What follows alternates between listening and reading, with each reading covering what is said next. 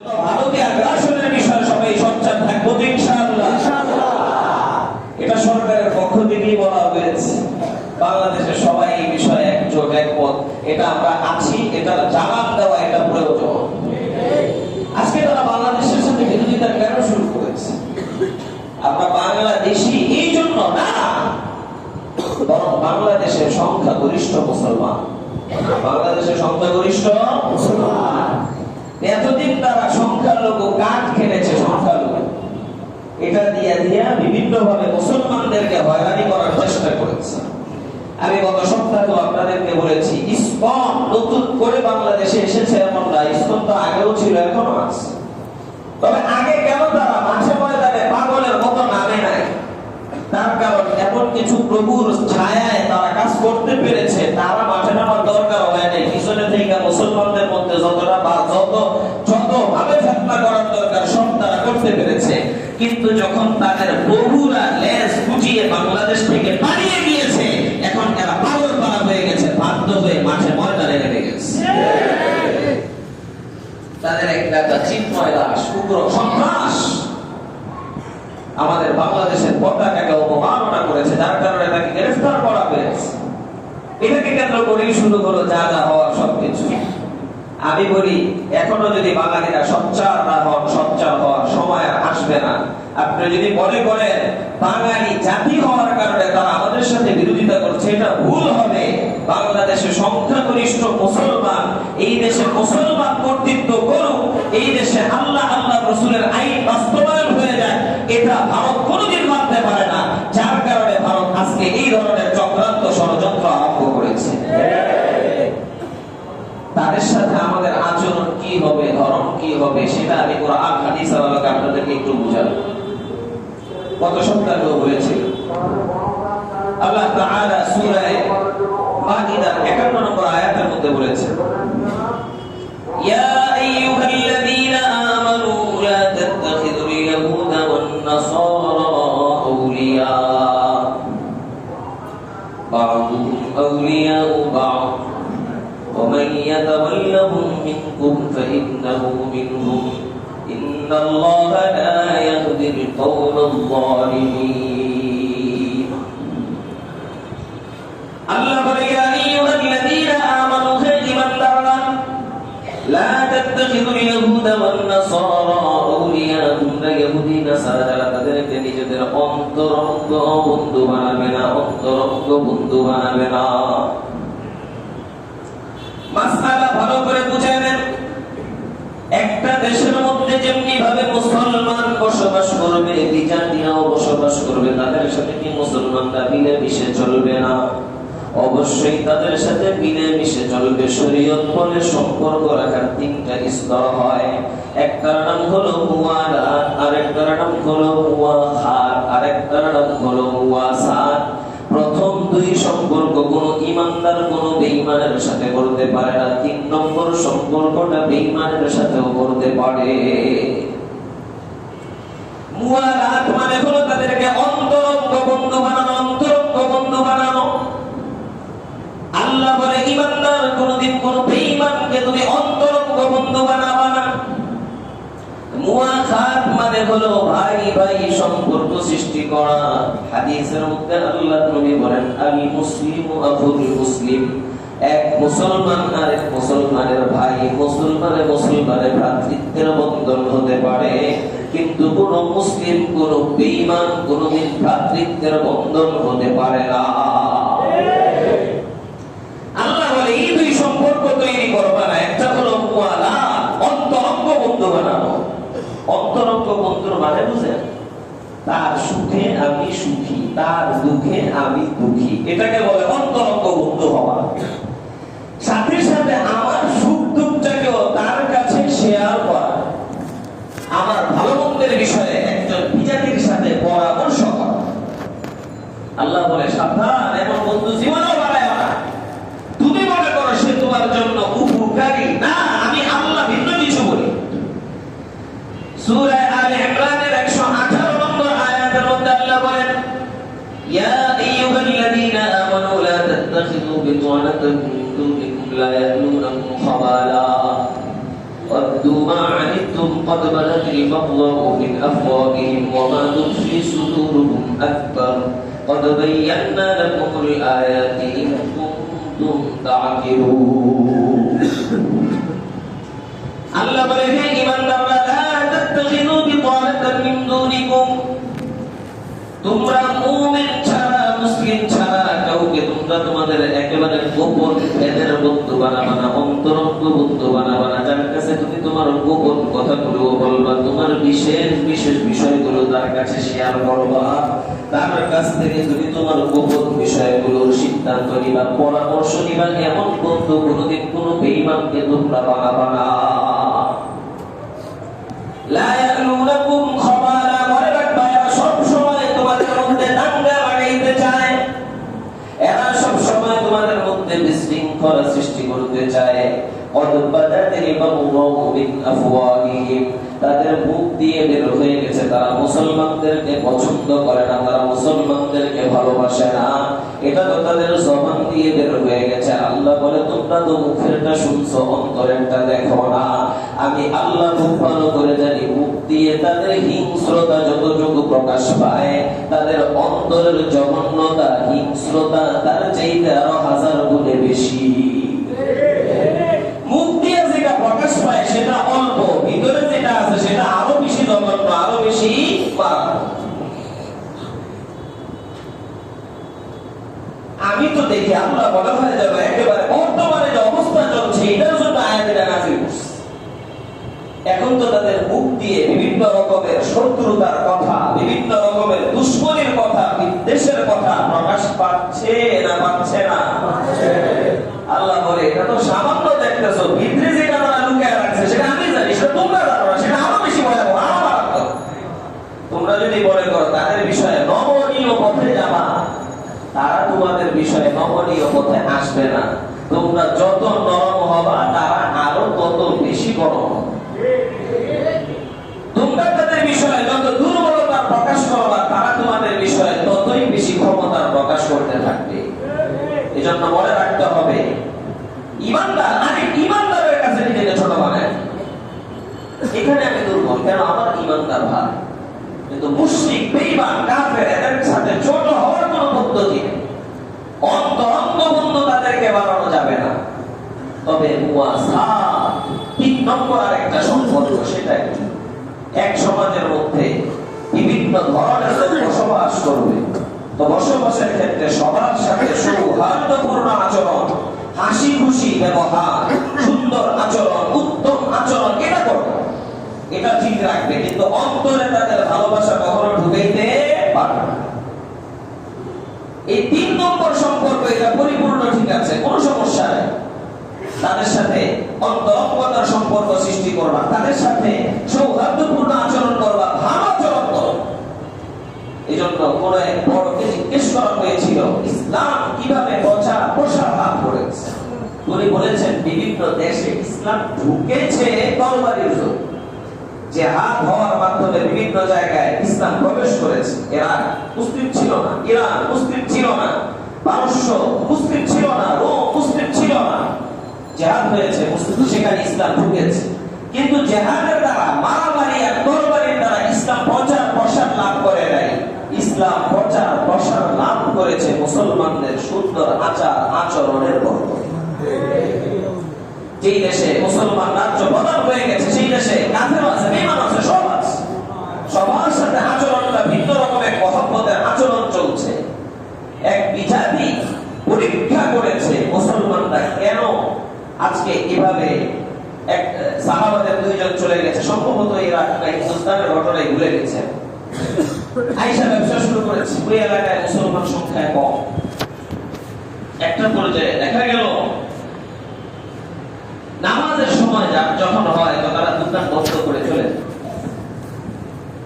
কিন্তু কাস্টমাররা অন্য সব দোকান খোলা থাকার পরেও তাদের দোকানে লাইন ধরে দাঁড়ায়, দোকান খুলবে, তারপরে এখান থেকে পণ্য নিয়ে বাড়িতে যাবে। কেন? এখানে কোনো ধোঁকার সম্ভাবনা। একজন বিজাতি পরীক্ষা করার জন্য এসেছে। মোবাইলটা বন্ধ করে দেন বাবা, বন্ধ করে দেন আল্লাহর নাম নিয়ে, টিপ দিয়া বিসমিল্লাহ।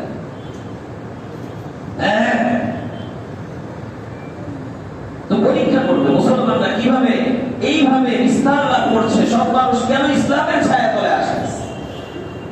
সে দোকানে যায়, দোকানদার আপনার কাছে এই মালটা আছে?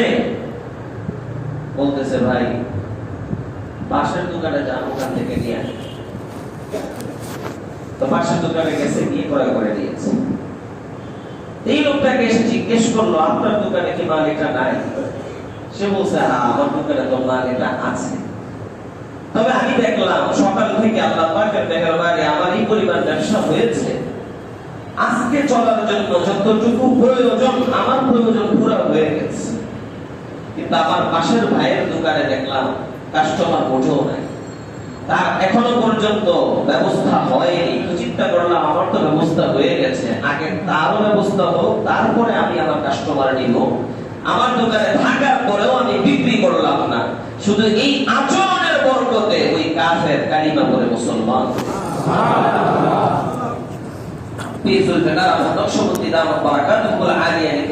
দিল্লিতে এক ইংরেজ গিয়েছে লাল জামে মসজিদ দেখার। দিল্লির জামে মসজিদ দর্শনীয় জায়গা, বহু সুন্দর জায়গা, দেখার মতো জায়গা, পর্যটন কেন্দ্র। আমিও গিয়েছি। তো সিঁড়ি দিয়ে উঠতেছে, অনেক উঁচা সিঁড়ি, অনেক উঁচা। একজন ভিক্ষুক ভিক্ষা করে, তো ভিক্ষা চাওয়ার কিছু ভিক্ষা দেয়। তো ভিক্ষুকে ভিক্ষা সে দিয়েছে, ভিক্ষুককে দেওয়ার সময় ঘটনাক্রমে টাকা যখন বের করতে গেছে তো মানি ব্যাগটা পড়ে গেছে। তো মানি ব্যাগের ভিতরে অনেক ডলার ছিল, জরুরি কাগজপত্র ছিল, এগুলো সে বলতে পারবে না, এটা পড়ে গেছে। সে জামে মসজিদ ঘুরে টুরে চলে গেছে বাসায়। যাওয়ার পরে তো পকেটে হাত দিয়ে দেয় মানি ব্যাগে। তো মনে মনে তো পুরো সিদ্ধান্ত বুঝেই ফেলেছে এটা তো শেষ, এটা তো আর পাবোই না, তাই ওদিক দিয়ে একজন ফকির, যেই ফকিরকে সে ভিক্ষাটা দিয়েছিল সেই পরে দেখে একটা মানি ব্যাগ পড়া, বুঝতে পেরেছে ওই ইংরেজের মানি ব্যাগ পড়ে গেছে, কিন্তু বুঝে আর পায় না। সে মানি ব্যাগটা নিয়ে রেখে দিল। ইংরেজ তার বিবি সাহেবকে বলেন, পরের সপ্তাহে বলল আমি জামে মসজিদ থেকে এসেছি, বড় সুন্দর জায়গা, তুমি আমার সাথে চলো, দুজন মিলে ঘুরতে যাবো। বিবি সহ যখন ঘুরতে আসলো, আবারও যখন সিঁড়ি দিয়ে উঠে, আজকে ভিক্ষুক আবার ইংরেজকে সালাম করে, ভিক্ষার জন্য না বরং সালাম করে বলে মশাই ধরেন আপনার মানি ব্যাগ, এটা পেয়েছিলাম, ধরেন আপনার মানি ব্যাগ, আপনি নিয়ে যান। ইংরেজ মানি ব্যাগটা খুলে দেখে সেটার মধ্যে ডলার গুলো আপন জায়গায়, সেটার মধ্যে তার জরুরি কাগজপত্র গুলো সব আপন জায়গায় আছে, কয়েক লক্ষ টাকার সম্পদ এটার ভিতরে আছে। ভিক্ষুক বিন্দু মাত্র নাড়াচাড়া করে নাই। ভিক্ষুকরে ডাক দিয়ে ইংরেজ জিজ্ঞেস করলো, খ্রিস্টান ইংরেজ ভিক্ষুকরে ডাক দিয়ে জিজ্ঞেস করে, ভিক্ষুক ঘটনাটা কি বুঝলাম না, এত টাকা পয়সা এটার মধ্যে ছিল, তুমি যদি এগুলো নিতা তাহলে তো তোমার ভিক্ষারও প্রয়োজন হতো না, ভিক্ষা ছেড়ে তুমি তো শাহী ভাবে চলতে পারতা, আমার এই টাকাগুলোকে কেন তুমি দিলা না, কেন আমার টাকাটা আমার কাছে ফিরাইয়া দিলা? মুসলমান ভিক্ষুক ওই খ্রিস্টানকে ডাক দিয়ে বলে, তোমার মানি ব্যাগের টাকাগুলো দেখার পরে আমার ভিতরে লোভ তৈরি হয়েছিল, ভেবেছিলাম টাকাগুলো সব নিয়ে যাবো, উদাও হয়ে যাবো, নিজে খুব ঠাটে বাটে চলবো, সুখে চলবো।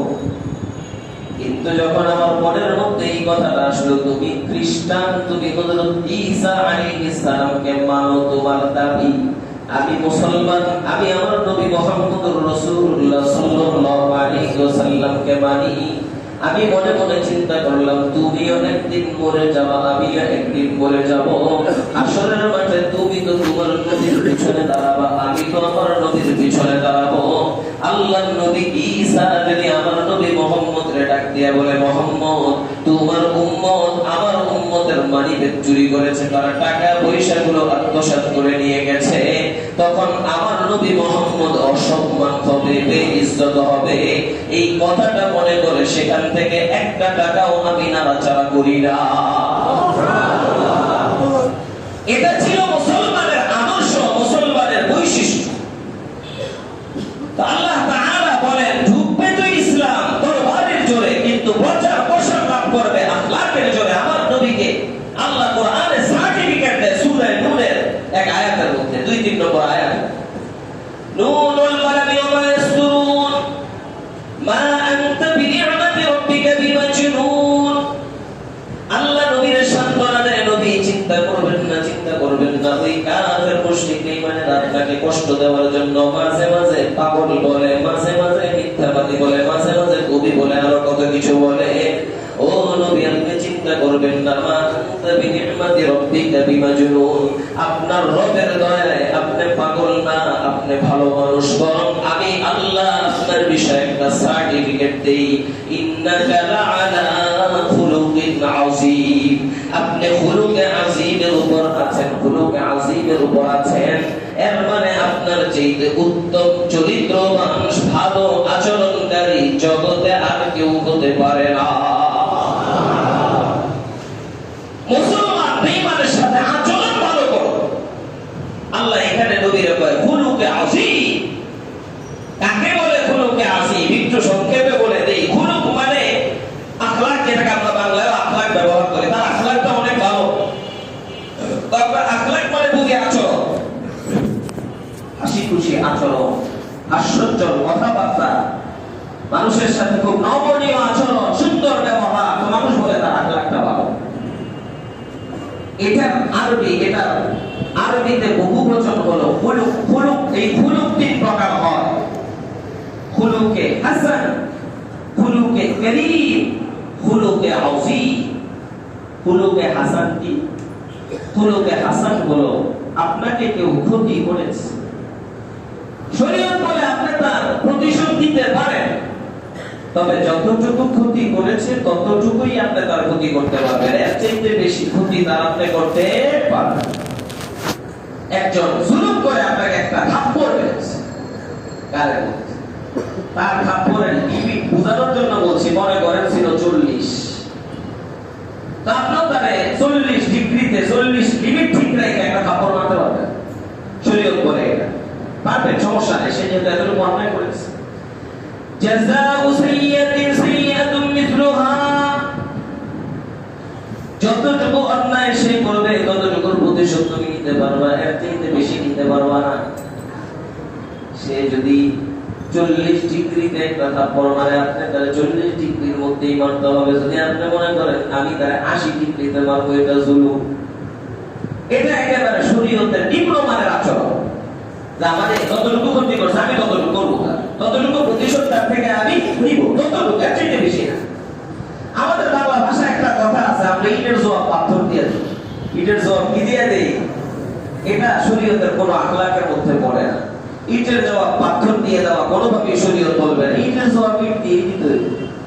সে যতটুকু অন্যায় করেছে আমি ততটুকুই করতে পারি, এর চাইতে বেশি না। কি বলে? আমাদের যদি একজন পড়ে যায়, আমাদের দলের একজনকে খালি ভাড়ায় দেয়, তোদের দলের 10টারে ভাড়ায় দেয়, তো আমাদের দলের একটারে ভাড়ায় দেয়, তোদের দলের 10টা কেন? এটা হলো মুসলমানের মধ্যে আচরণ। এটা মনে রাখতে হবে। কাফের মুশরিকদের সাথে যে জিহাদের মাঠে করা হয় সেটা না, সেটা ভিন্ন মাসালা। এবং একসাথে চলতে গেলে এই আচরণ হতে হবে। আমাকে যতটুকু অন্যায় সে করেছে, কষ্ট দিয়েছে, ততটুকুর প্রতিদান আমি তার থেকে দিতে পারি, বা কতটুকু প্রতিশোধ দিতে পারি, এর চাইতে বেশি না। এটা হলো খুলুকে হাসান, একেবারে সাধারণ নিম্নমানের শরীয়ত।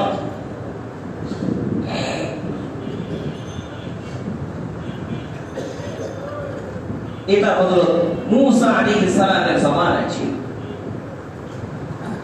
এরপর খুলুক হলো খুলুকে কারীম, আমাকে কেউ কষ্ট দিয়েছে আমি মাফ করে দিয়েছি, আমাকে একটা থাপ্পড় মারছে আমি তার থাপ্পড় দিব না, উল্টাই। এটার নাম খুলুকে কারীম। এটা আরেকটু উপরে পর্যায়ের আচরণ। শরীয়ত এটার বিষয়ে উদ্বুদ্ধ করে, মাফ করে দাও। ওই আয়াতে আল্লাহ বলেন পড়ে, ফামান আফা ওয়া আসলাহা ফাআজরুহু আলা আল্লাহ। তোমার উপর কেউ কোনো অন্যায় করলো, জুলুম করলো, তুমি যদি মাফ করে দাও তাহলে এটার প্রতিদান দিবে তোমাকে আল্লাহ। মাফ করলে প্রতিদান দিবে কে? আল্লাহ। দুনিয়াতেও প্রতিদান আছে। যারা আপনি মাফ করবেন সে আপনার গোলাম হয়ে যাবে আজীবনের জন্য, গোলাম। এত বেশি অন্যায় করলাম তারপর কিছুই করলো না। আমি আপনাদেরকে বুঝাবো এই বিষয়ে ইনশাআল্লাহ। মাফ করে দাও। আর 3 নম্বর যেটাকে বলে খুলুকে আযীম, আমাকে কষ্ট দিল আমি প্রতিশোধ নিতে পারি, প্রতিশোধ নিলাম না, 1 নম্বর আখলাক। মাফ করে দিলাম, 2 নম্বর আখলাক। শুধু মাফই করলাম না, বরং উল্টা তারে আরো কিছু দয়া করলাম, বরং উল্টা তারে আরো কিছু কি করলাম, এটার নাম খুলুকে আযীম। আল্লাহ বলে হযরতে মূসা আলাইহিস সালামের জমানার খুলুক ছিল খুলুকে হাসান, হযরত ঈসা আলাইহিস সালামের জমানার খুলুক ছিল খুলুকে কারীম, আমার নবীর জমানার খুলুক হলো খুলুকে আযীম। অন্যান্যরা তো হয়তো সামান্য প্রতিশোধ দেয়, আল্লাহ হয় মাফ করে, আমার নবী শুধু মাফ করে সীমাবদ্ধ থাকে না, আমার নবী মাফ করার পরে আবার দয়াও করে দেয়। কোরআন শরীফ আল্লাহ তাআলা সূরা আলে ইমরানের মধ্যে বলেন, ওয়াসারি'উ ইলা মাগফিরাতিন মির রাব্বিকুম ওয়া জান্নাতিন আরদুহা আস-সামাওয়াতু ওয়াল আরদু উ'iddat লিল মুত্তাকিন। এরপরে আল্লাহ বলেন, আল্লাযীনা ইউনফিকুনা ফিস সাররা'i ওয়াদ দাররা'i ওয়াল কাযিমিনাল গায়যা ওয়াল 'আফিনা 'আনিন নাস ওয়াল্লাহু ইউহিব্বুল মুহসিনিন। সূরা আলে ইমরানের 134 নম্বর আয়াত। হাফিজ কোরআন শরীফের 3 নম্বর পারা 6 নম্বর পৃষ্ঠার 2 নম্বর লাইন আল্লাহ বলে ইমানদারের বৈশিষ্ট্য কি, আল্লাযীনা ইউনফিকুনা ফিস সাররা'i ওয়াদ দাররা'i। ইমানদার হলো যারা সুখেও খরচ করে, দুঃখেও খরচ করে, ওয়াল কাযিমিনাল গায়যা, যারা তাদের রাগ গোসাকে কন্ট্রোল করে, ওয়াল আফিনা আনিন নাস, এবং মানুষকে maaf করে দেয়, maaf করে দেয়। আল্লাহু ইউহিব্বুল মুহসিনিন, শুধু maaf করে এতটুকু নয়, বরং উল্টা আরো দয়া করে, ইহসান করে। আল্লাহ বলে যারা এমন ইহসান করে, আমি আল্লাহ এমন ইহসানকারীদেরকে ভালোবাসি। হযরত হাসান রাদিয়াল্লাহু তাআলা আল্লাহ নবীর কলিজার টুকরা নাতি, নবী তারে কত ভালোবাসতেন। আর বান্দি একটা খাবার আমার জন্য বলেছে, খাবারটা ছিল তরল খাবার, গরম খাবার। হযরত হাসান তো শাহী মেজাজের মানুষ, আল্লাহ নবীর সরাসরি নাতি, কাপড় চোপড় বড় সুন্দর পরা। তো বান্দি ঘরের ভিতর ঢোকার সময় বেশি সাবধানতা অবলম্বন করে ঢুকতে পারে। ঢুকার সময় কোন একটা জায়গায় পাও হয়তো আটকে গেছে, একটু উস্কা গেছে, যার কারণে পাত্রটা ছুটে গেছে। সেই তরল গরম খাবার গিয়ে পড়ল হযরত হাসান রাদিয়াল্লাহু তাআলা শরীরের মধ্যে। কাপড় নষ্ট হলো, শরীরও জ্বলে গেল। আর মানুষ হিসেবে তো রাগ আসাটাই স্বাভাবিক, সাবধানতার সাথে সে আসবে। তো প্রত্যেক দিনের কাজে তো এটাকে হঠাৎ করে নতুন করছে সে।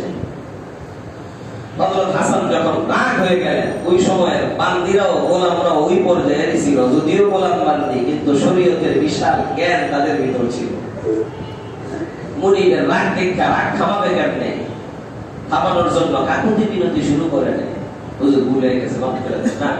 বরং কি করলো, ভালো করে জানে কেমনে থামাইতে হবে। কোরআনের এই আয়াত যেটা আমি মাত্র পড়লাম, সূরা আলে ইমরানের 134 নম্বর আয়াত, এখান থেকে বান্দি পড়া শুরু করলো।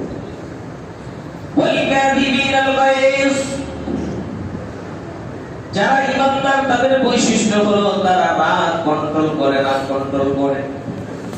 আয়াতের এই অংশ পড়ার সাথে সাথে হযরত হাসান বুঝে ফেলল আমার রাগ উঠে গেছে, এই জন্য কন্ট্রোল করার জন্য বান্দি আয়াত পড়ে শুনাইছে।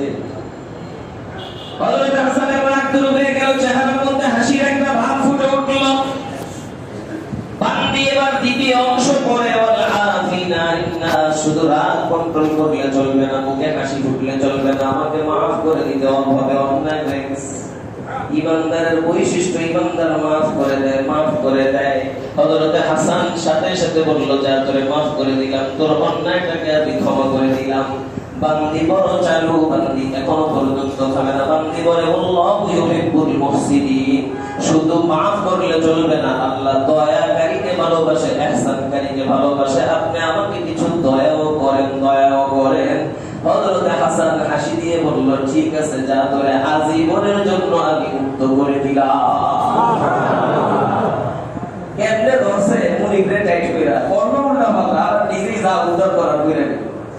হাদিসে এই বিষয়ে বড় মজার এক ঘটনা আছে।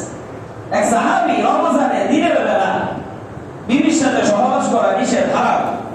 এখন ওই সাহাবী রমজানে দিনের বেলা বিবির সাথে সহবাস করে ফেলেছে। একেবারে গরিব, হত দরিদ্র সাহাবী রাসূলের দরবারে এসে কয়, হুজুর হুজুর আমি তো বরবাদ। রমজানের দিনের বেলা ভুল লোকে সহবাস করে ফেলেছি, এখন কি করবো? আল্লাহ নবী বলে সমাধান তো আছে, একটা গোলাম আজাদ করে দাও। তো নবী তাকে বলে তুমি কি কোন গোলামের মালিক, তুমি কি কোন বরদানের মালিক? শরীয়তে বলে আপনি ঘরের মালিক, কোন ব্যক্তির মালিক? ওই ব্যক্তি আল্লাহ নবীরে নিজের দিকে ইশারা করে বলে হুজুর আমি শুধু এটার মালিক, আর কোনটার না, শুধু একটা এটার মালিক, আর কোনটার কি না, আর কোনটার মালিক হবো? এর মানে আমি কোন গোলাম বান্দির কি না মালিক না। আল্লাহ নবী তাকে বলতেছে তাহলে কি তুমি লাগাতার 2 মাস রোজা রাখতে পারবে? এটা তোমার একটা কাফারা, এই অন্যায়ের কাফারা। ওই সাহাবী আল্লাহ নবীর ডাকতে জিজ্ঞেস করে নবী 1 মাসই পারি না, 2 মাস কেমনে পারবো? 1 মাসই তো দুর্ঘটনা ঘটে গেছে, 2 মাস আবার কেমনে পারবো? এর মানে এটাও আমি পারবো না। এরপর আল্লাহ নবী তাকে জিজ্ঞেস করে তাহলে কি 60 জন মিসকিনকে খাবার খাওয়াইতে পারবা? ওই সাহাবী বলে আমি তো মিসকিন, আমরা 60 মিসকিনকে খাবার থেকে খাওয়াবো, কোনো ব্যবস্থা আমার নাই। আল্লাহ নবী বলে তাহলে বসো, দেখি কিছু ব্যবস্থা করা যায় কিনা, তোমার জন্য কোনো ব্যবস্থা হয় কিনা দেখি। রাওয়ায়াতের মধ্যে আসছে কিছুক্ষণ পরে একটা বড় টুকরি পড়ে কিছু খেজুর আসলো। আল্লাহ নবী জিজ্ঞেস করে মানিস সাইল, আইনা সাইল? একটু আগে যে প্রশ্ন করলো লোকটা কোথায়, লোকটা দাঁড়ায় বলে হুজুর আমি এখানে আছি। আল্লাহ নবী বলে যাও এই টুকরিটা নিয়ে তুমি 60 জন মিসকিনের মাঝে ভাগ করে সদকা করে দাও। মজার অংশ এখনো আসে নাই। এই সাহাবী আল্লাহ নবীরে জিজ্ঞেস করে আলা আফকারা মিন্নি, ও আল্লাহর নবী কার কাছে গিয়া সদকা করব? আমার চাইতে বেশি করি এমন লোক খুঁজা সদকা করো। মা বাইনা লাবাতাইল মাদিনা আফকারা মিন আহলি বাইতি, মদিনার 2 প্রান্তের মাঝে আমার পরিবারের চাইতে গরিব আর কোনো পরিবারই নাই। আমি খুঁজা গরিব বাইর করব করতে, তাই আমি খায়া হয়। আল্লাহ তুমি পয়সা ঠিক আছে বলি খাওয়ার মধ্যে দিলাম। অন্যায় করলো যে উপকারও পাইলো সে। না ভিন্ন আরেকটা মাসআলা, কি মাঝে মাঝে উল্টা পাল্টা এরকম কিছু লাভ হয়েছে। এটা মুসলমানদের আচরণ, এটা মুসলমানদের বৈশিষ্ট্য। একটা কাফেরের সাথে আমাদের আচরণ হবে সুন্দর। আল্লাহ বলে তুমি কাফেরের সাথে আচরণটা বড় সুন্দর করবা, তবে তুমি তাদের সাথে অন্তরঙ্গ বন্ধুত্ব রাখতে পারবা না, তাদের সাথে ভ্রাতৃত্বের বন্ধন রাখতে পারবা না। খুব ভালো করে মনে রাখবা যে লোক আল্লাহকে দুশমন মনে করে, যে আল্লাহর সাথে কাউরে শরীক করে, এবং মুশরিক বেঈমান কোনদিন কোন ঈমানদারের অন্তরঙ্গ বন্ধু হতে পারে না। আল্লাহ বলে দিলেন লা ইয়াত্তাখিদিল মুমিনুনা লিল কাফিরিনা আউলিয়া মিন দুনিল মুমিনিন, ঈমানদার কোন কাফেরকে অন্তরঙ্গ বন্ধু বানাবে না। ঈমানদারের অন্তরঙ্গ বন্ধু হবে আরেকজন ঈমানদার। ঈমানদারের অন্তরঙ্গ বন্ধু কোনদিন কোন কাফের হতে পারে না। সময় খুব বেশি একটা নাই, এইজন্য এই বিষয়ে বিশেষ কোনো কথা বলবো না। তবে আপনাদেরকে যেটা বলতে চাই, যেহেতু তাদের পক্ষ থেকে বিভিন্ন রকমের উগ্র বিষয় শুরু হয়েছে, এজন্য আমরা সব জায়গায় সজাগ থাকতে হবে, যেগুলোর মাধ্যমে হিন্দুদের মদদ হবে, হিন্দুত্ববাদীদের শিরক কুফরের মদদ হবে, এবং সব জিনিস থেকে আমরা বেঁচে থাকতে হবে। প্রয়োজনে অতীতে এই বিষয়ে কখনো বলি নাই, ইহুদি নাসারাদের বিষয়ে বলেছি, তাদের বিষয়ে বলি নাই। যদি প্রয়োজন করা হয় ভারতীয় সব পণ্য বয়কট করা, যদি প্রয়োজন মনে করি, প্রয়োজনে পণ্য বয়কট করতে হবে, ভারতের সাথে সম্পর্ক খারাপ করতে হবে, তারপর তারা মুসলমানদের দিকে যদি চোখ তুলে তাকায়, এটাকে কোনোদিন মেনে নেওয়া যাবে না। এই বিষয়ে সবাই সতর্ক থাকবো তো ইনশাআল্লাহ। আমাদেরকে বিজাতিদের